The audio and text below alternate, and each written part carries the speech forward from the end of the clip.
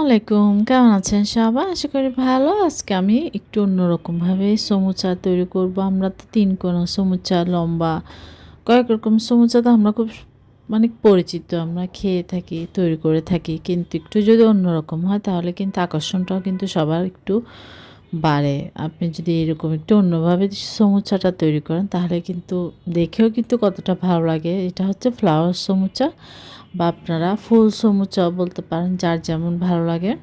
কিন্তু দেখতে খুবই সুন্দর হয়, খুবই সহজ। আজকে সেই রেসিপিটি আপনাদেরকে করে দেখাচ্ছি। আমি এখানে ২ কাপ ময়দা নিয়ে নিয়েছি, লবণ দিচ্ছি স্বাদ অনুযায়ী, চিনি দিচ্ছি ১ চা চামচ পরিমাণ, সয়াবিন তেল দিচ্ছি ৩ চা চামচ পরিমাণ। আসলে মেজারমেন্টটা আমি কিন্তু সবসময় বলি, আপনারা পরিমাণটা যদি বেশি নেন তাহলে সব কিছু বেশি অ্যাডজাস্ট করে নেবেন, কম হলে কম। কিন্তু আপনারা সব কিছু যদি সেম টু সেমভাবে ফলো করে তৈরি করেন, আশা করছি আপনারা কিন্তু পারফেক্টভাবে সব কিছু করতে পারেন।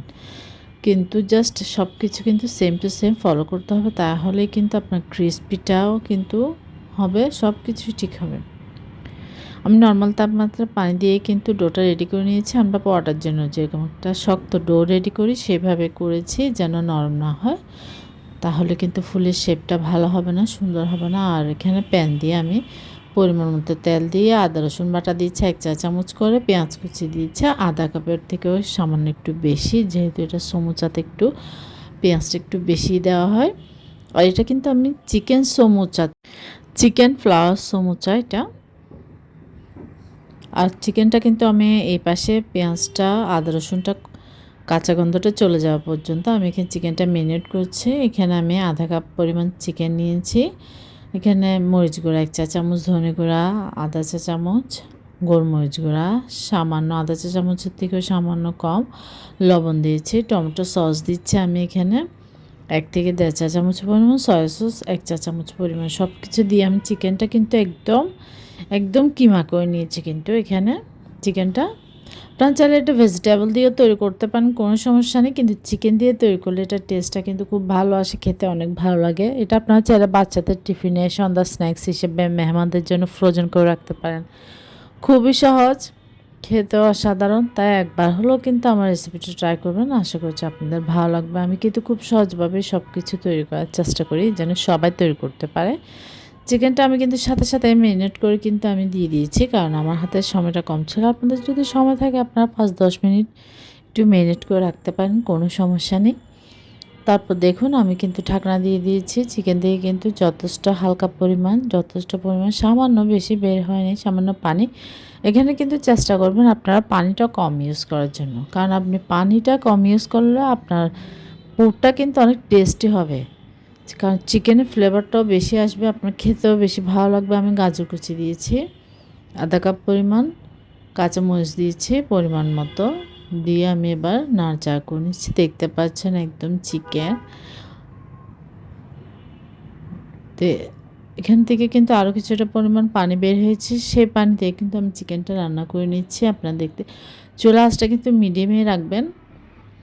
যদিও বা প্রয়োজন হয় আপনাদের, তাহলে আপনারা সামান্য পরিমাণ পানি অ্যাড করতে পারেন। অনেক সময় কিন্তু আবার পানিটা না হলে কিন্তু আবার চিকেনটা পুড়েও যেতে পারে, তাই সামান্য পানি অ্যাড করবেন। আর লাস্টে আপনার ক্রাঞ্চি পেঁয়াজের সমুচা মানে কিন্তু পেঁয়াজটা একটু বেশি হলে খেতে ভালো লাগে। ক্রাঞ্চিনেসটা থাকার জন্য আমি পেঁয়াজ ১ কাপ পরিমাণ পেঁয়াজ লাস্টে কিন্তু আমি অ্যাড করেছি।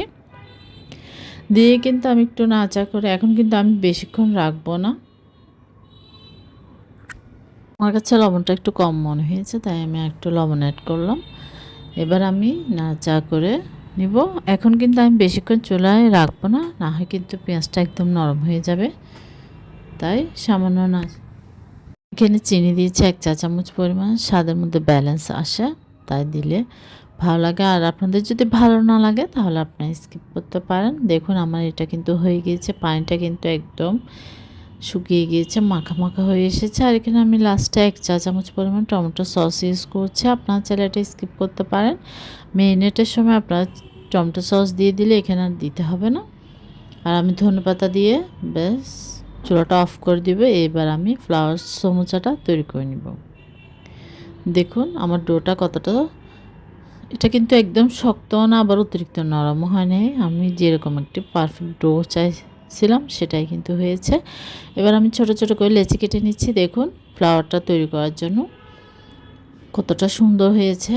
কারণ আপনার নরম হলে ফ্লাওয়ারটা আপনার সুন্দর হবে না, এটা এবড়ো থেবড়ো হয়ে যাবে।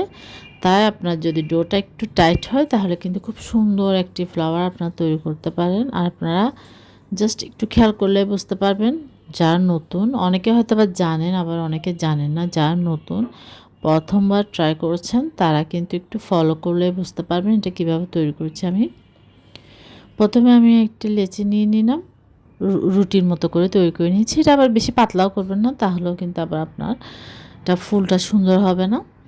এবার গোল গোল করে আমি রুটিটা বেলে নিয়েছি। এবার আমি চারপাশ দিয়ে কেটে নিচ্ছি, চারকোনা করে নিচ্ছি। জাস্ট এটা আসলে আমি মুখে বলে বোঝাতে পারবো না আমি কীভাবে করছি, আপনারা একটু ফলো করেন তাহলে আপনারা এটা বুঝে নেবেন কীভাবে করছি। দেখুন চারপাশ সমান করে কিন্তু কাটতে হবে, এবড়ো তেবড়ো করলে কিন্তু আপনার ফ্লাওয়ারটাও সুন্দর শেপ হবে না। এভাবে করে আমি কেটে নিচ্ছি, আপনারা একটু দেখেন তাহলে আপনারা খুব সহজে ফ্লাওয়ারটা তৈরি করতে পারবেন। একটু অন্যরকম একটি সমুচা খুব সহজেই তৈরি করে দিতে পারেন। বাচ্চারা কিন্তু একটু ইউনিক হলে কিন্তু খেতে ইন্টারেস্টেড হয় নতুন কিছু দেখলে। তাই আপনারা এভাবে করে বাচ্চাদের টিফিনে সন্ধ্যার স্ন্যাক্স হিসেবে বাচ্চাদেরকে তৈরি করে দিতে পারেন, ফ্রোজেন করে রাখতে পারেন, এয়ারটাইট কন্টেনারে ভরে ডিপ করে রাখতে পারেন প্রায় 2 সপ্তাহ মতো। 2 থেকে 3 সপ্তাহ আপনারা তৈরি করে রাখতে পারেন। ঝটপট ভেজে নেওয়ার 5-10 মিনিট আগে বের করে রাখবেন।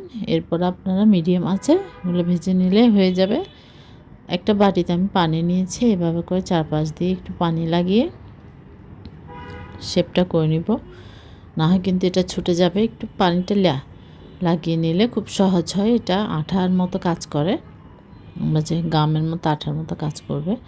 তাই অবশ্যই কিন্তু আপনার পানিটা লাগাবেন। আপনারা কিন্তু এখানে তেল দিতে যাবেন না, কারণ তেল দিলে এটা আবার আপনার লাগবে না। তাই অবশ্যই আপনার পানিটা লাগাবেন, তাহলে খুব সুন্দরভাবে কিন্তু সেট হয়ে যাবে ফুলটা। দেখুন জাস্ট একটু খেয়াল করেন তাহলে হয়ে যাবে এত সুন্দর একটি ফ্লাওয়ার। উল্টিয়ে আমি পাপড়িগুলো কিন্তু মেলে দিচ্ছি। দেখুন মাশাআল্লাহ কতটা সুন্দর হয়েছে, খুবই সহজ এবং খেতেও অসাধারণ। তাই একবার হলেও ট্রাই করবেন, আশা করছি আপনারাও পারবেন। এভাবে করে আমি সবগুলি ফ্লাওয়ার সমুচা তৈরি করে নিব। দেখুন এবার আমি চুলার মধ্যে প্যান দিয়ে, যেহেতু আমি ননস্টিকের প্যানে এটা ভাজছি তাই তেলের পরিমাণটা আমি একটু কম দিয়েছি। আপনারা যদি অন্যান্য কড়াইতে যদি করে থাকেন তাহলে তেলটা কিন্তু ডুবা তেলে ভেজে নেবেন, না হয় কিন্তু এটা তেল চুপসে যাবে, আপনার এটা ক্রিস্পিও হবে না।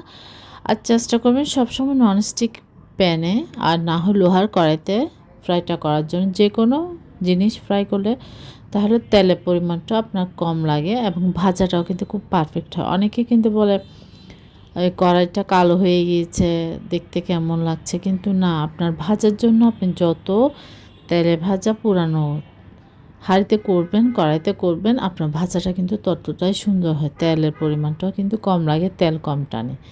তাই আপনারা চেষ্টা করবেন ওরকম করে করার জন্য, তাহলে খুব ক্রিস্পি হবে, তেলটাও কিন্তু কম শোষণ করবে। দেখুন কথা বলতে বলতেই কিন্তু আমার ভাজাটা হয়ে গিয়েছে।